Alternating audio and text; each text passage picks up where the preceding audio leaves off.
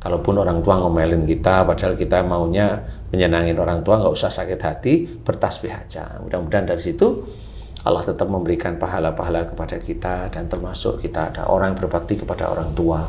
Sampai umpamanya usianya berbakti. Jadi bukan baru sakit, baru berbakti. Nah, itu bukan berbakti namanya itu. Itu memang kalau orang tua sakit, taruh rumah sakit itu normal. Bukan berbakti namanya. Betul.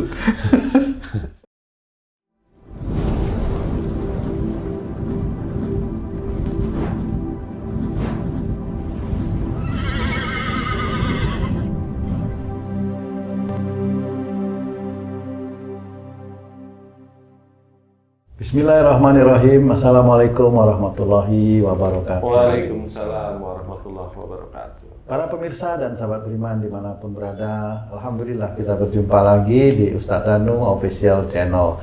Semoga kita selalu dalam lindungan Allah Subhanahu wa Ta'ala. Amin ya Rabbal Alamin. Nah, di video kali ini kita akan ngaji lagi bersama guru kita semua, Pak Ustadz Danu. Assalamualaikum Pak Ustadz. Waalaikumsalam warahmatullahi wabarakatuh. Amin ya Rabbal Alamin. Assalamualaikum Bang J. Waalaikumsalam Pak. Amin ya Rabbal Alamin. Para pemirsa dimanapun berada, nah ini kita akan ngaji kali ini tentang sesuatu yang memang dianjurkan juga ini oleh Allah di dalam Al-Quran banyak sekali. Bagaimana kita berbakti atau bagaimana kita bisa menyenangkan hati orang tua. Nah Pak Ustadz, ini mungkin menjadi keinginan semua anak termasuk saya barangkali. Bagaimana kita bisa menyenangkan hati orang tua Pak Ustadz? Iya, bismillahirrahmanirrahim. Assalamualaikum warahmatullahi wabarakatuh. Waalaikumsalam warahmatullahi wabarakatuh. Amin ya Rabbal Alamin. Kalau kamu mau menyenangkan hati orang tua, dengan hartamu nggak akan bisa. Nggak akan bisa. Jadi hati orang tua ini mirip seperti hati kamu.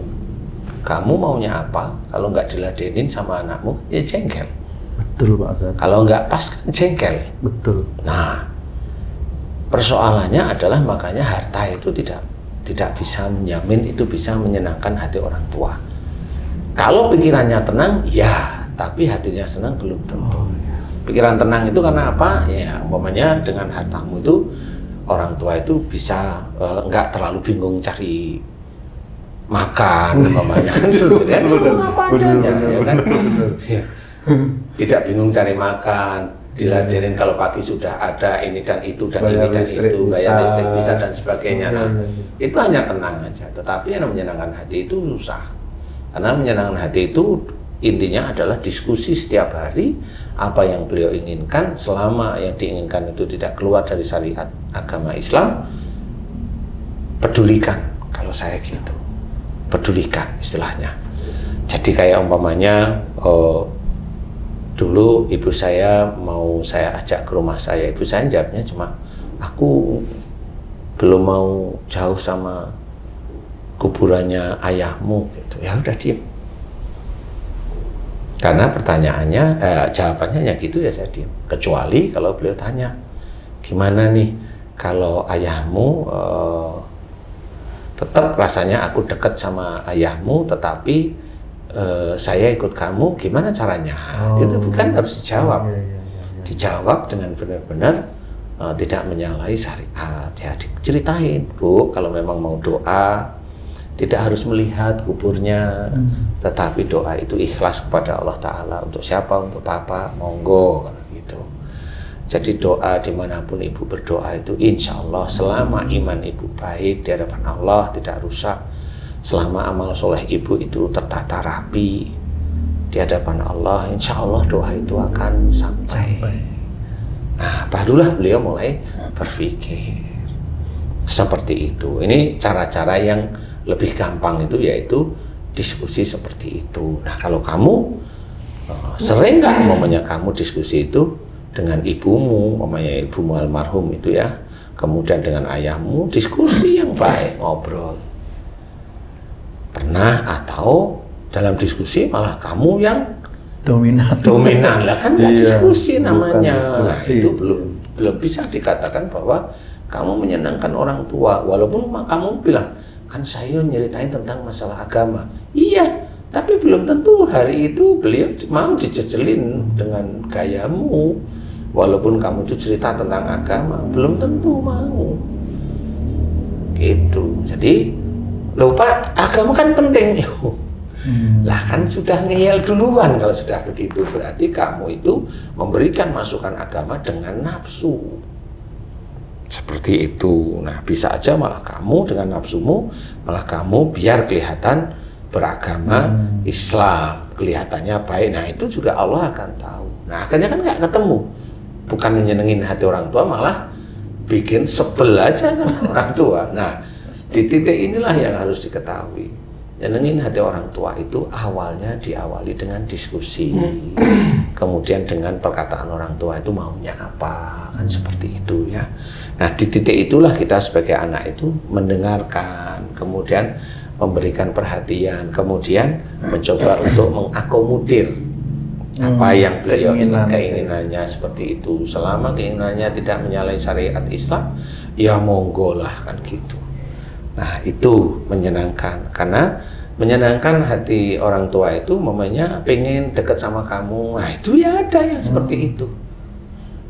Pengen dekat sama kamu, bisa. Pengen kamu perhatiin, bisa.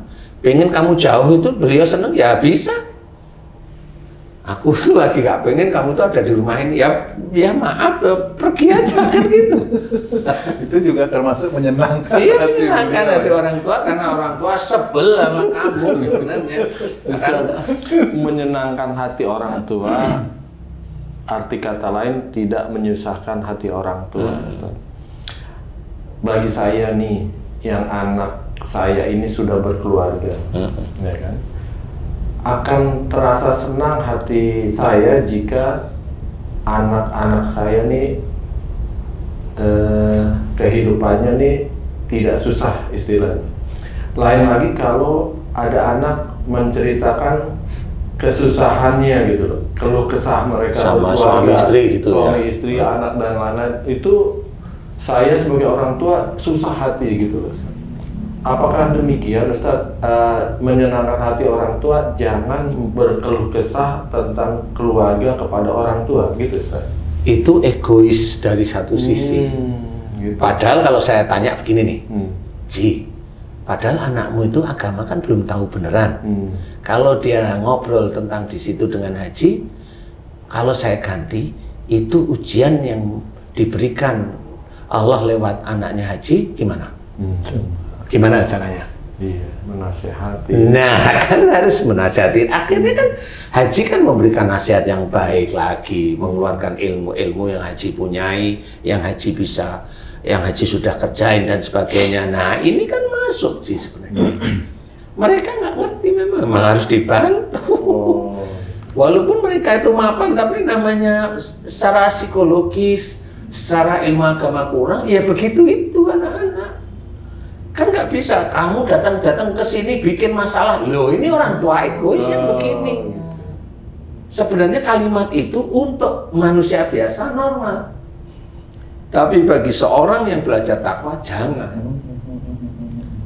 Sama. Harus dibantu. Iya, harus dibantu. Seperti itu. Harus dibantu. Persoalan orang itu mau mendengarkan atau tidak. Nah, pada saat orang itu ngomong sama Haji, anak itu ngomong sama Haji, ini minta dibantu secara psikologisnya atau secara ilmu agamanya, kan seperti itu. Wong di dalam ilmu agama itu psikologis juga masuk kok. Iya. Kan seperti itu. Jadi beritahu. Nah, itu kan amalnya tambah lagi kan gitu. Kan sunnah orang tua itu memberikan nasihat kepada anaknya yang sudah menikah, sunnah. Bukan suatu kewajiban sudah, tapi sunnah. Tapi boleh, silakan.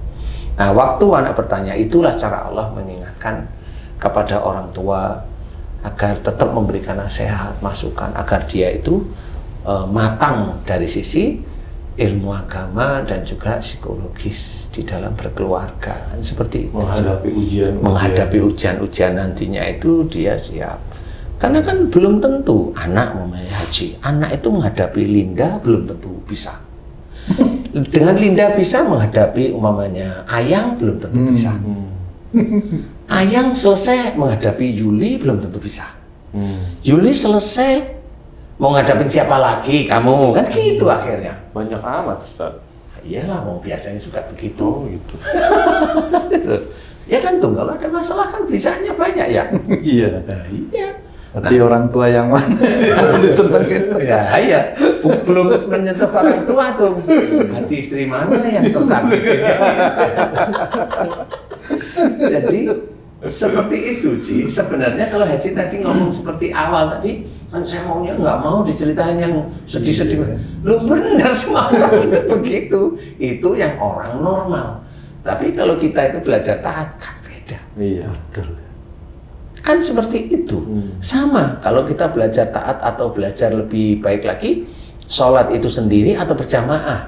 Jamaahnya deket, kan milih yang berjamaah. Kan begitu-begitu aja. Sama. Jadi ayolah kita belajar, berusaha. Walaupun Haji sebagai orang tua tetap akan memberikan nasihat.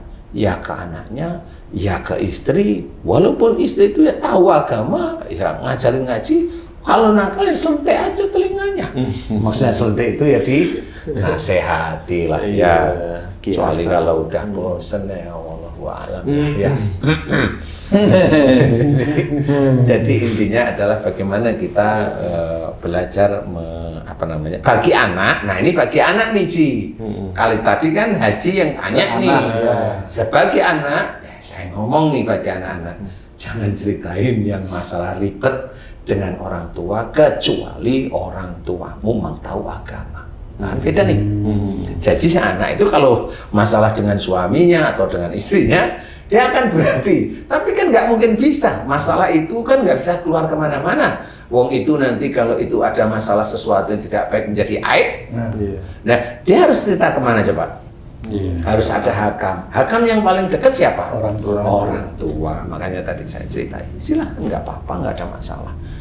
Selesaikan aja baik-baik kan gitu ya. Nah insya Allah kalau sudah mulai anak juga berlatih ini, nanti kan dia akan paham sendiri. Ya. Nah, jadi orang tua juga tidak boleh menolak rintihan si anak istilahnya, nggak boleh kan, demi baiknya kan. Insya Allah seperti itu memang harus dikerjakan agar pahala-pahala kita itu senantiasa tercatat rapi baik di hadapan Allah Ta'ala seperti itu. Jangan terus, kamu sudah ini, udah urusi aja keluargamu lah ya kan, keras itu namanya. Iya betul. Nah sekarang saya bertanya sebagai anak nih Ustaz. Sebagai anak yang udah pensiun, berarti kan orang tuanya udah lanjut juga. Udah lanjut ya. Apa yang bisa saya berikan untuk menyenangkan hati orang tua saya Ustaz di kala usia orang tua saya udah lanjut Ustaz? Begini, menyenangkan hati orang tua itu tetap ada dua menurut saya. Satu di depan orang tua, yang kedua di hadapan Allah. Harus sama ya? Sama dan tidaknya tergantung orang tuanya, bukan tergantung Allah kalau itu. Tergantung orang tuanya. Kalau Allah, kalau memang niat kita itu memang betul-betul hormat, kemudian menyenangkan hati orang tua, dilihat itu dia serius. Ini Jainuddin ini serius. Nah, kalau Haji itu mau ke orang tuanya, walaupun serius nggak taunya nggak diterima gimana? Kan nggak bisa juga. Harus sesuai dengan perintah Allah ya. Kan seperti itu. Umpamanya Haji sudah sesuai dengan perintah Allah, apakah orang tua juga mau nerima? Belum tentu ya. Kan belum tentu juga, kan nggak ngerti ego masing-masing. Ya. Keinginan itu ya. Saya kasih contoh nih, saya sering menghadapi pasien yang orang tuanya itu mintanya ini, itu diladenin ini, minta ini, diladenin lagi, minta ini, diladenin ini, minta ini. Di situ anaknya juga bingung.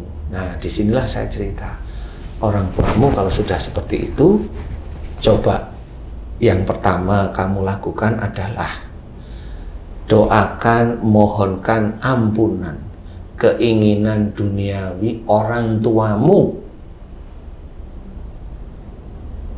egonya orang tuamu, emosi dan kekakuan orang tuamu.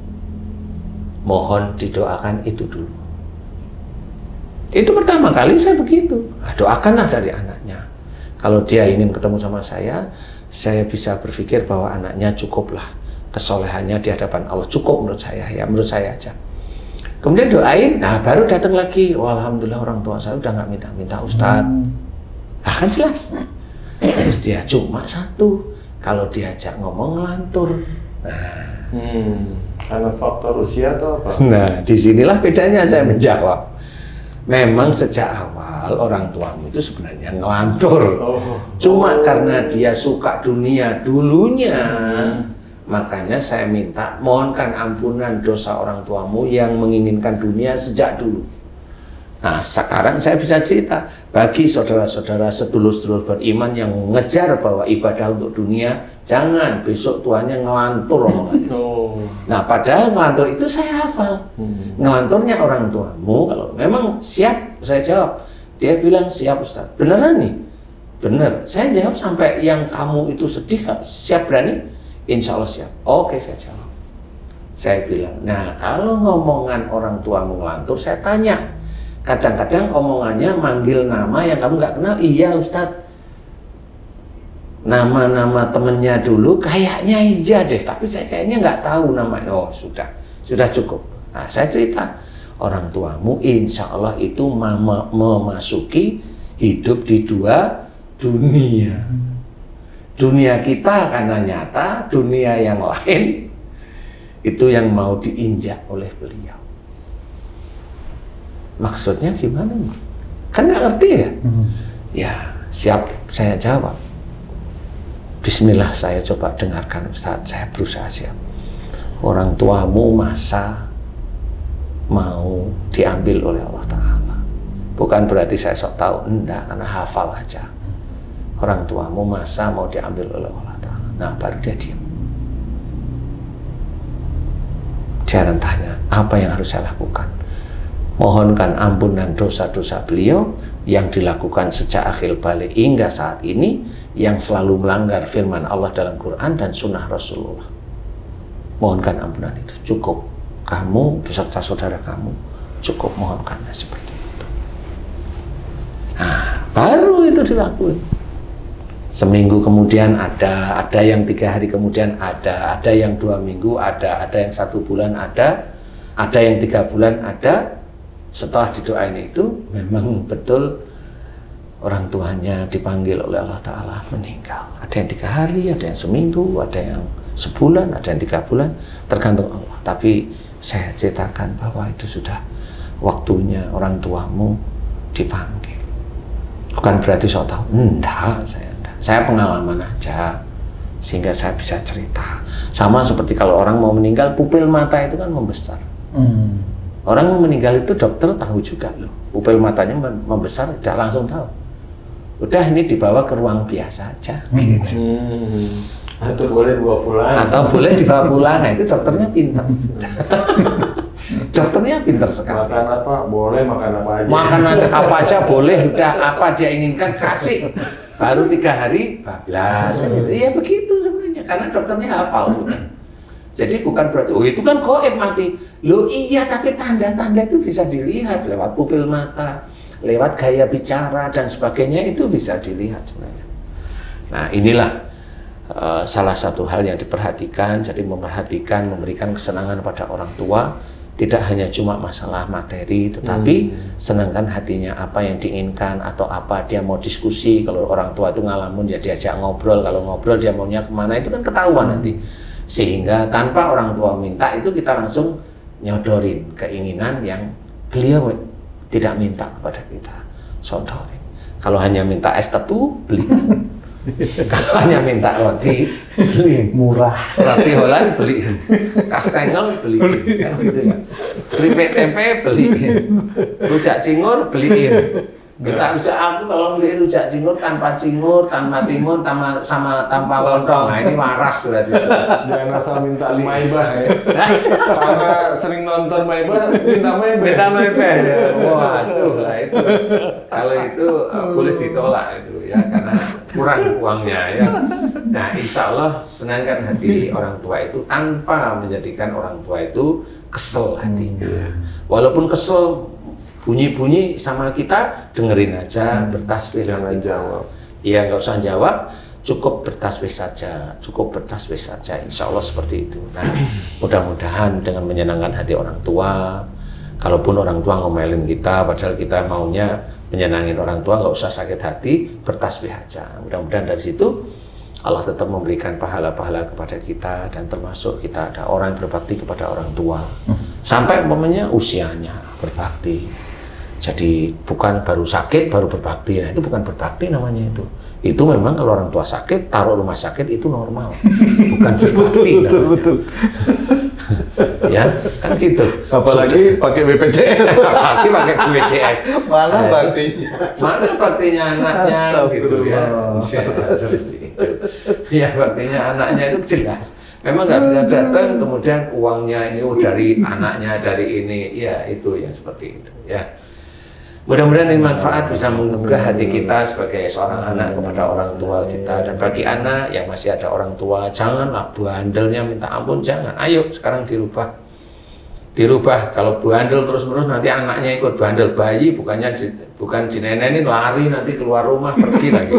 Bayi anaknya begitu. Tapi itu nggak ada ya, ini bercanda aja. Bercanda aja. Mudah-mudahan ini bisa manfaat bagi seluruh beriman yang lain ya. Wallahu a'lam. Amin. Terima kasih banyak Pak Ustadz penjelasannya. Alhamdulillahirabbil alamin. Para pemirsa dan sahabat beriman dimanapun berada, demikian kajian kami kali ini. Apa yang telah disampaikan oleh guru kita semua Pak Ustadz Danu, mudah-mudahan bisa meningkatkan keimanan dan ketakwaan kita kepada Allah Subhanahu wa Ta'ala. Saya Tung pamit diri, sampai jumpa di video kami yang lain. Wassalamualaikum warahmatullahi wabarakatuh. Waalaikumsalam warahmatullahi wabarakatuh. Alhamdulillah.